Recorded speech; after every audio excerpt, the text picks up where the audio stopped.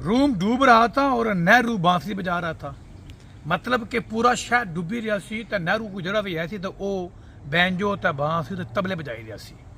ये तुसां कहावत पढ़ी हो सी 6वीं 7वीं 8वीं 9वीं 10वीं ने बच्चियां की स्कूल पढ़ाई जानी है, लेकिन तुस परेशान सो सारे कि ये तुसें कदे मौका नहीं मिलिया, तक्का ये किस तरह होया।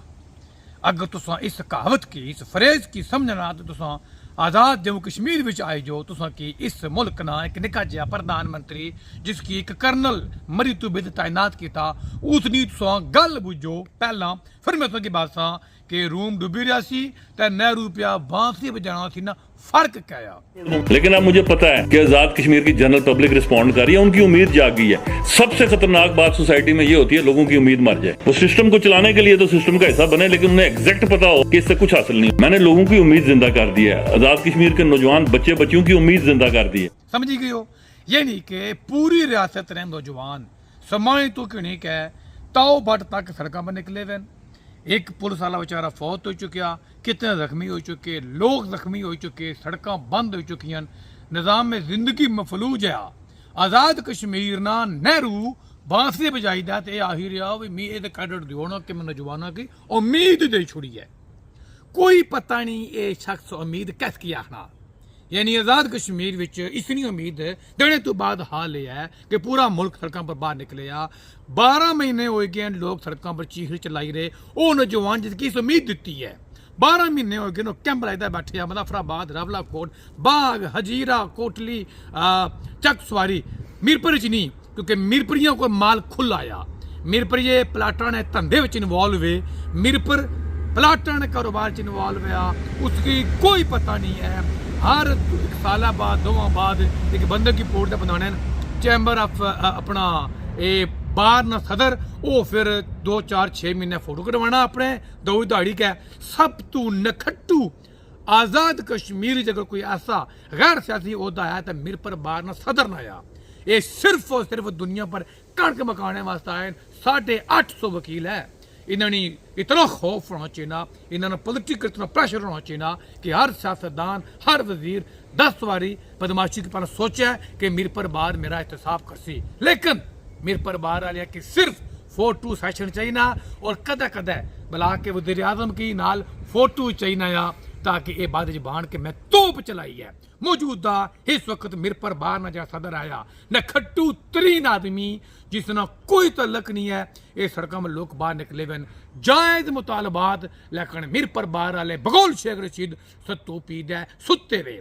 सो जिस तरह रूम डुबी रसी नेहरू बांसुरी बजाई रसी, इस तरह आज़ाद कश्मीर ना ये 2 नंबर वज़ीर आज़म और मीरपुर बार ना ये 10 नंबर वज़ीर सदर ये दोए रामे नाल बेदा बांसुरी बजाई रहे। इन्होंने कोई तल्लक नहीं है कि लोग डुबन मरन धक्के खान लोग जलील वैन। 10 नंबर दवाइयां मीरपुर च बिकन, मुजफ्फराबाद 10 नंबर दवाइयां बिकन। आताई डॉक्टर पूरे मुल्क ने मीरपुर अच्छी दुकाना अपनी खोली कन और चुन चुन के फार्मेसियों पर 10 नंबर अद्वियात बिकी रही वैन और अद्वियात की कोई कीमत नहीं है।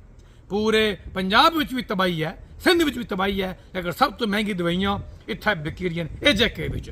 इन सारे नेहरूवाणी कोई इसना तल्लक कोनी है, क्योंकि इन्होंने बांसुरी ने सुराख 6 खुले रहने चाहिए। हाँ, कम से कम यार एक क्रेडिट तो आप दें कि इस पूरे साल में आपके पास हुकूमत के खिलाफ किसी वजारत के खिलाफ एक मेगा करप्शन स्कैंडल नहीं आया। ये सदी का मौजूदा नहीं नजर आता आपको? ये शुगल है, ये नॉन सदी का मौजूदा ये नहीं है।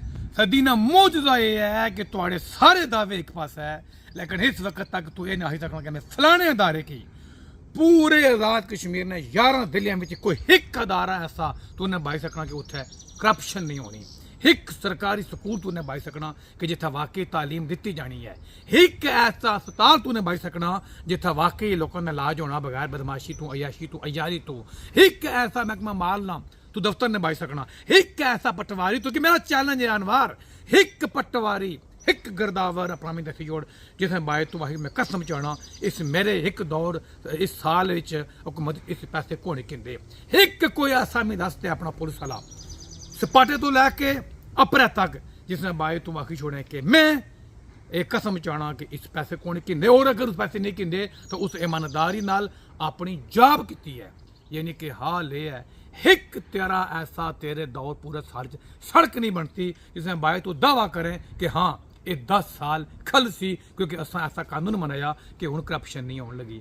कोई हिक कम तू ने बाई सकना पूरे साल च मास हुआ मैं तो हमारी वजीरा को नहीं की। तो आए तू पहला 70 साल मुल्क बर्बाद हो गया, तबाह हो गया।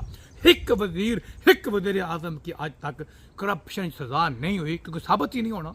साबित होना गैर मुस्लिम ममालिक जिथे लोगों च इंसानियत आया और बाई छोड़न क्लर्क बाई छोड़ना मुंशी बाई छोड़ना कि मेरे को सैन मरवा के इस वजीर पैसे के देन जिथे अपरू क्यों बुन जियां सिस्टम प्रमोट करी रहा बदमाशी की हरामजादगी की उत्थे रेदा थोड़ा यह आखना कि मौजदा कि तेरे वजीर पैसे कौन कहते तू कौन कहते जबकि तेरे वजीरों ने पने पत्रिये खुला माल खाई रहे। लिहाजा तेरी नाकामी है और कोई मौजदा नहीं। मौजदा ये है कि तू सारे जिंदगी बना रहे मैं ऐ कर देंगा मैं वो कर देंगा।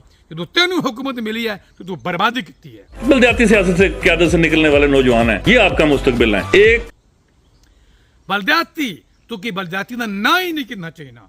सुप्रीम कोर्ट ने फैसले की रोशनी में पिछले वजीर आजम जिस तरह चंगा माड़ा है सदा तनवीर उस करवाई इलैक्शन लेकिन तू अचने तो बाद सब तू बड़ी सियासी वारदात की तेरे नाम पर कलंक है दबाया। तू अज तक MLA को इख्तियार लैके तू चेयरमैना कहीं दिते पूरे आजाद कश्मीर में 30 साल बाद इलैक्शन होया लेकिन तू सप बने बैठे हैं।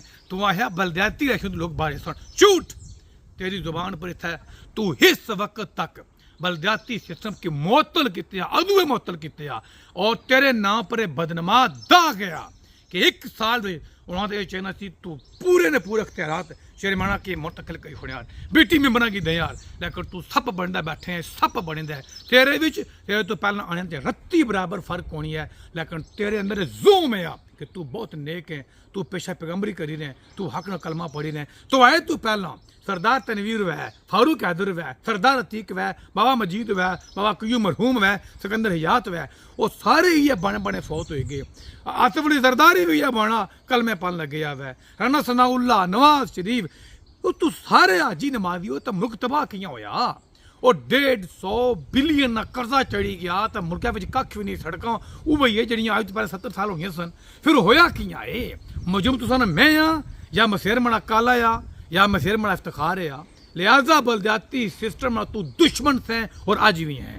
आपको क्या पता कि 1 साल में मेगा करप्शन के वो केसेस मैंने देखे हैं तो उसके बाद कोई भी एंटी डिप्रेशन मुझ पे 3-3 4-4 दिन असर नहीं किया। और जो आपके मौजूदा चेयरमैन है साहब ब्यूरो के शुगर के पेशेंट भी हैं दिल के भी हैं इनको उतना ही सदमा दिया जा सकता है ना जितना ये बर्दाश्त कर लें। अगर यहाँ मेगा करप्शन केस तू अगर तक के अनवार और तू आने कि इतसार अपना चेयरमैन जो दिल ना मरीद आ सो दो जीने किस रहो सो नींदर नहीं पैनी सो ना बड़ा जिक्र आया तो दोवां की किसा उच्ची जी पहाड़ी पर जेदा ना छलांग लाई होनी चाहिए है या कुचला लेके इस दुनिया में दफा दूर रहना चाहिए सो कि जेना हक है या कोई नहीं ये मैं गल अफसर बनाना चाहना लेकिन तुसा छून च पानी बाओ डुब्बी दे क्योंकि पूरे साल तू हिक अज तक नहीं दसिया कि ए वजीर आजम इतने पैसे खाई गए।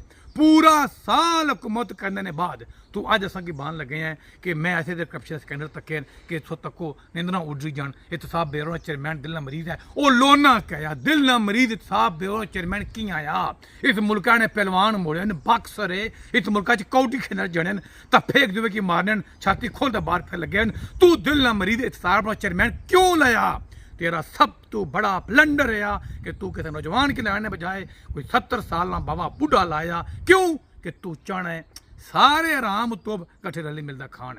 लिहाजा छून च पानी बा कि तू की पता लगी गया साल विच कि इतने मेगा करप्शन होए इसने बावजूद तू सा भी की नहीं रहे तू जी भी रहे तू खाई भी रहे तू पी भी रहे हालांकि तेरे पर खाना पीना हराम होना चाहिए सी। तेरा काम सी एमरजेंसी लाई छोड़ना और विद इन 6 मंथ पूरी कौम के बाना इतने पैसे खाई गया। और अगर तू सिर्फ आज असा की 92 साल बाद इतने करप्शन के केसेस होए ना तो फिर इन्हें लोग मैं पौना सी या डडियार तो अनवर डार पौना सी या मुजफ्फराबाद तू चौधरी अमजद पौना सी फिर इन्हें कुछ पौना सी। इतना मतलब है कि तू उन्ना बदमाशा ने नाल उतना ही साथी है जितने वो करप्ट है। लिहाजा ये तेरा फेलियर है और इतसाब ब्यूरो ने तेरे किस अफसर आज तक कितने बंदे पौड़े पूरे साल की अपनी परफॉर्मेंस दस दन दनाते तुआड़े थानेदार, दन दनाते तुआड़े ASI थाने हुकूमत खाने पटवारियां अज भी उतना ही माल कमान लगे जितना वो 10 साल पहला, 20 साल पहला, 5 साल पहला खाई रहे सन। इंग्लैंड तू बंदा जाए,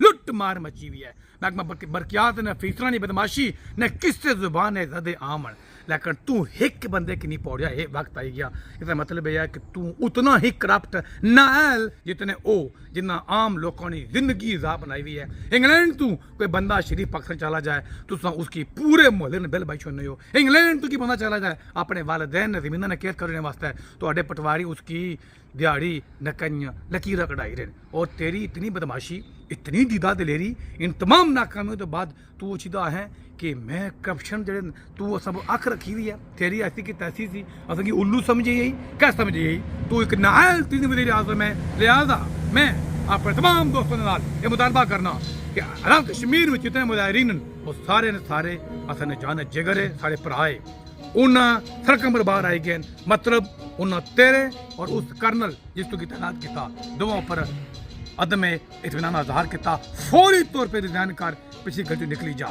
और इस तो पहला एक और आई बंदा तो जा बेहया बेशरम नायल मैं सरेआम मुजाहिरीन आखन लगे हैं कि जिस बंदे को वोट दिते आ उसने कया ने बाहर ब्यो, चाहे वो हारे आ वो जिते आ वो बदमाश आ वो आराम तोप है वो दगड़ दल्ला आ। क्यों इस वेले उन्होंने काम सुंदर नाल खल्ला उन्हें सारे की पता आ कि बिजली तो पैदा हो रही है। 4,500 मेगावाट बिजली पहले कश्मीर च हो रही है, 320 मेगावाट तो इस्तेमाल कर रही हो। सब तो ज्यादा बिल तुसाना और सब तो ज्यादा लोड शेडिंग मीरपुर विच और कोटली विच हो रही है, मतलब बाद हो रही है। इतने पर अगर नहीं बोल रहा तो MLA पूरा हराम तो पिया। अगर तुम खिलाफ न निकली रहे तो फिर मुजाहिरीन के मैं आसा तुम हमें टोपी ड्रामा कर रहे हो, बदमाशी कर रहे हो, तो कोई खज नमक पाई रहे हो, हम माया तकरीर कर रहे हो। नहीं छड़ांगे, रंदरी वाले नहीं छड़ दे, कोटली वाले नहीं छड़ दे। बकवासात ना करें, अपने अपने MLA के घर के बाहर बैठे। क्योंकि इन हराम टोपू का ये काम था कि आप ही दंगे लड़ते। आपने वोट दिए हुए हैं, क्यों दिए हुए हैं? लोगों ने मुझे वोट दिए हैं मेरे वार्ड से एज ए काउंसलर। मैं लोगों के लड़ूंगा अपनी काउंसलर के अंदर, ना कि वो बेचारे धक्के खाएं। लिहाजा अगर आपका MLA काम नहीं कर रहा तो उसके घर के बाहर पहुंचे, उसके आगे के बाहर पहुंचे, इंशाअल्लाह जीत आपकी होगी। अगर आप फिर घर चलें, मैं अपने तमाम बरतानवी साथियों के साथ ये कहता हूँ हम आपके साथ खड़े हैं। वज़ीर आज़म फौरी तौर पर इस्तीफा दो और पतली गली से दफा दूर हो जाओ जहाँ से तुम आए थे, ताकि कोई बंदा या बंदे का पुत्र आए और लोग को सुख हो। अल्लाह हाफिज़।